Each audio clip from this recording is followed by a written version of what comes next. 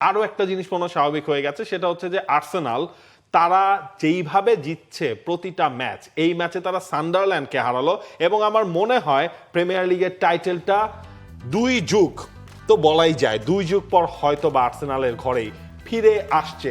জুবিমেন্দির গোল, Mikel মেরিনোর মতো তিনি celebration করলেন, তার ক্যারিয়ারের 6টা গোল হয়ে গেল। আর বাকি গল্প পুরোটাই তো ভিক্টর ইয়োকেরেসের, যিনি বদলে গেছেন আর্সেনালের ফ্রন্ট লাইনকে, এখন সামনে থেকে লিড করছেন তিনি। এই ইয়োকেরেসই যখন কাই হাভার্টজ ইনজুরিতে ছিলেন, গ্যাব্রিয়েল জেসুস ইনজুরিতে ছিলেন, তিনি গোল পাচ্ছিলেন না, তাকে নিয়ে কত সমালোচনা সইতে হয়েছে মিকেল আর্তেতাকে।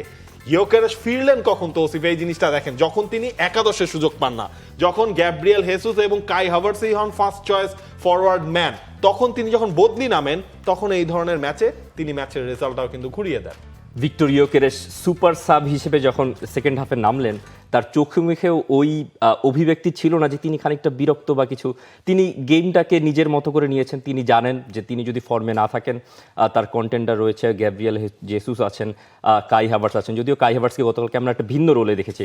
কালার এক্সপার্ট এবং মাইল্ড অন হ্যান্ডস টেকনোলজি সমৃদ্ধ অরিক্স অ্যাডভান্স ডিটারজেন্ট পাউডার, আপনার লন্ড্রি এক্সপার্ট। ভিক্টর ইয়োকেরেস মাঠে নামলেন, ওই মোমেন্টটাতে আর্সেনাল এত গোছালো একটা আক্রমণ করলো। 6টা প্লেয়ার সান্ডারল্যান্ডের, তারা বক্সের ভেতরে ওই মুহূর্তটায় যখন ইয়োকেরেস প্রথম গোলটা পেলেন, 6টা প্লেয়ার সান্ডারল্যান্ডের বক্সের ভেতরে, তারা ডিফেন্ড করছে।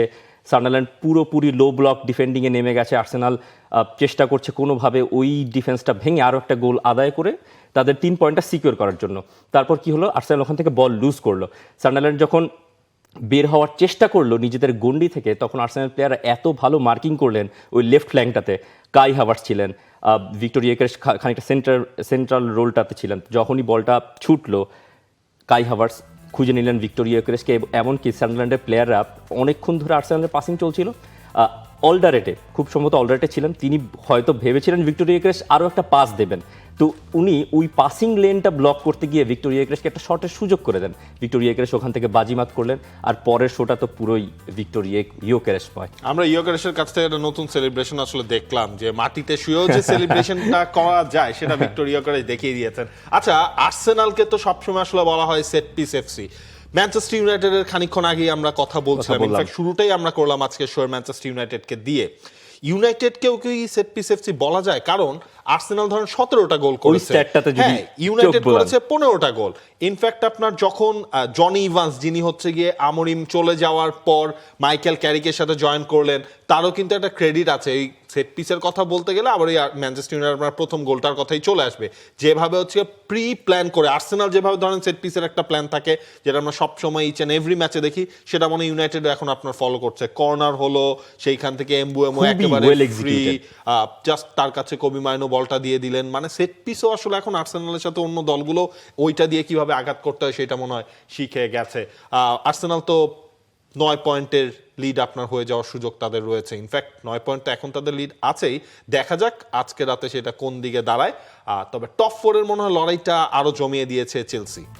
টপ 4-এর লড়াইটা হয়তো জমিয়ে দিয়েছে চেলসি, তবে আর্সেনালের বিষয়ে যদি আরেকটু মনোযোগ দেন, তাহলে আর্সেনালের খেলার মধ্যে একটা চেঞ্জ দেখতে পারবেন আপনি আর্সেনাল খুব বেশি পজিশন ধরে রেখে খেলার চেষ্টা করছে না। তারা দেখবেন যে হোম ম্যাচে এমিরেটসে সান্ডারল্যান্ডের বল পজিশন বেশি ছিল। আর্সেনাল সঠিক দিকগুলোতে ফোকাস দিচ্ছে, কিভাবে অপোনেন্টকে রিড করে অপোনেন্টকে ব্রেক করা যায়। কিন্তু আর্সেনালের একটা মেন্টাল ব্লক হয়তো এইসব ম্যাচগুলোতে দেখা যাচ্ছে, যে প্রথম গোলটার জন্য আর্সেনাল অনেকটা মরিয়া থাকে, কিন্তু খুব সতর্ক থাকে যেন তারা কাউন্টারটাকে ফিরতিভাবে গোলটা না খেয়ে যায়। জুবিমেন্দির ডি বক্সের বাইরে থেকে ওই শটটায় ওই গোলটা যদি না আসতো, তবে সানডারল্যান্ডের সঙ্গে ম্যাচটা আরও কঠিন হতে পারতো। শেষ পর্যন্ত সেটা হয়নি। তবে মিকেল আর্তেতা তিনি আসলে যেটা বলছেন, তার দলের এই যে পারফরমেন্স, ট্রফি জয়ের একটা সম্ভাবনা তো রয়েছেই, তারপরও সবকিছু নিয়ে মিকেল আর্তেতার কথা, ভিক্টরের দিকে তাকিয়ে তার ইমোশন বোঝা আসলে খুবই কঠিন। খেলার ফর্মে এমন একজন ফুটবলার যে উত্থান পতনের ভেতর দিয়ে যায়, তাতেও ও প্রভাবিত হয় না। আর জুবি যেভাবে দলকে অবদান রাখছে, তাও আশা করিনি। খুব স্বাভাবিকভাবে আপনি হচ্ছে একজন মিডফিল্ডারের কাছ থেকে, একজন ডিফেন্সিভ মিডফিল্ডারের কাছ থেকে যদি আপনি 6টা গোল পেয়ে যান, তখন তো সেইটা আপনার দলের ওই ভ্যারিয়াস নাম্বার অফ অপশনস, সেই জিনিসটা আসলে তৈরি করে দেয়। হ্যাঁ, আর্সেনালকে একটা সময় আমরা বলছিলাম যে ওই জায়গায় আপনার আর্সেনাল ওন গোলের একটা হেল্প তারা পায়, কিন্তু যখন আপনার দলে ওই অপশনগুলো ক্রিয়েট হয়ে যায়, যেমন ভিক্টর ইয়োকেরেসই যে অপশনগুলো আপনার বাড়িয়ে যাচ্ছে, 6টা গোল তার হয়ে গেছে 2026 সালে, অর্থাৎ এই বছরে যে জানুয়ারি পেরিয়ে আমরা ফেব্রুয়ারিতে চলে এসেছি। 10টা ম্যাচ তিনি খেলেছেন সব ধরনের কম্পিটিশন মিলিয়ে, 6টা গোল 2টা অ্যাসিস্ট। এটা কিন্তু অন্য কোনো প্লেয়ারের নাই, কেবলমাত্র ইগোর থিয়াগো ছাড়া।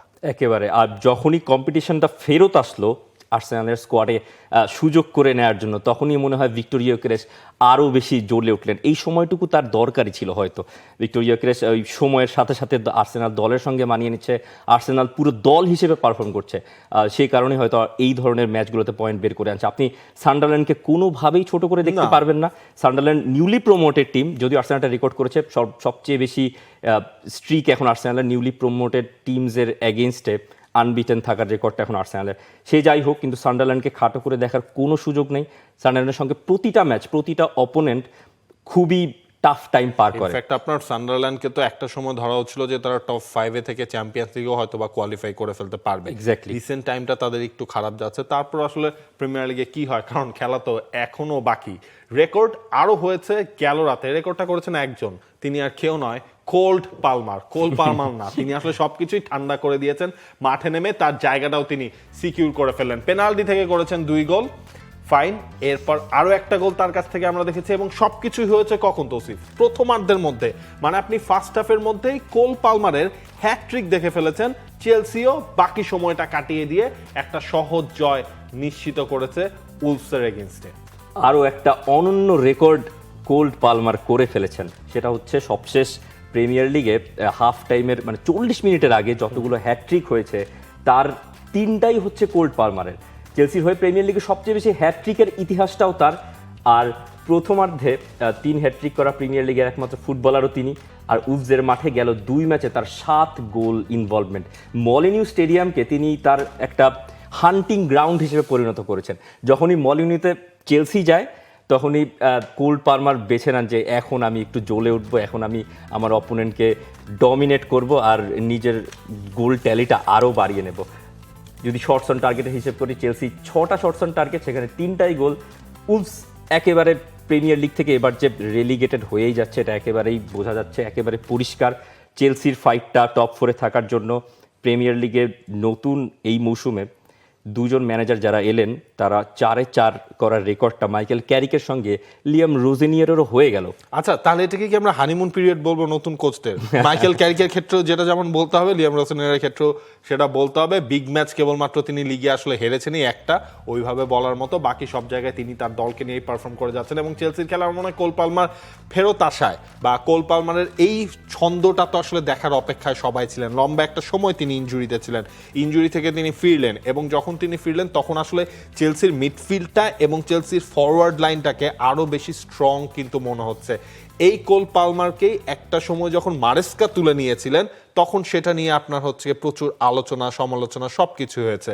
রোজেনিয়র কিন্তু কালকে তাকে তুলে নিয়েছেন, কিন্তু কখন তুলে নিয়েছেন? যখন ম্যাচটা সিল অলরেডি করে ফেলেছে চেলসি। সুতরাং এইটা নিয়ে খুব বেশি আলোচনা সমালোচনা নাই। এবং রোজেনিয়র একটা জায়গায় আপনার বেশ ভালো করছেন, তার আন্ডারে মনে হচ্ছে তিনি যদি ব্যাকলাইনটাকে ফুল ফিট পান, অর্থাৎ আপনি রিস জেমস, কুকুরেয়া, চালোবা, ফোফানা 4জনকে যদি আপনি একসাথে একটা ম্যাচে পান, তখন মনে হয় তিনি একটু সাহসী সিদ্ধান্ত বা সাহসী ফুটবল খেলার মতো মানে অ্যাপ্রোচটাও তার দলের কাছ থেকে আমরা দেখি। উলভসের এগেইনস্টে আমরা বেশ ভালো একটা অ্যাপ্রোচ দেখলাম, কিন্তু এই জিনিসটা হচ্ছে চেলসিকেও তো সামটাইমস বলা হয় না যে আনপ্রেডিক্টেবল টিম।